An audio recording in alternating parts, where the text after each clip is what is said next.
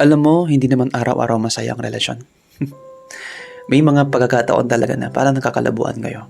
At may mga pagkakataon talaga na parang wala lang siya. Kapag nag-aaway kayo, parang gusto na magipag-iwalay. May mga pagkakataon na parang boring yung araw nyo. At parang walang spark. Kaya piliin mo yung taong pipiliin ka lagi. Piliin mo yung taong hindi lang interesado sa'yo at hindi lang attracted sa'yo.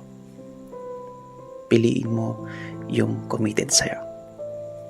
Kasi pag ang isang tao ay committed sa'yo, kahit anong mangyari, hindi ka hiiwan yan. Piliin mo yung tao magsasabi sa'yo na kahit anong mangyari, nandito lang ako sa atin. Kahit meron tayong tagdadaanan, ay nandito lang ako. Ilalaban kita ng patayan. At piliin mo yung tao magsasabi sa'yo na ayusin natin to kasi ayaw kong maghiwalay tayo.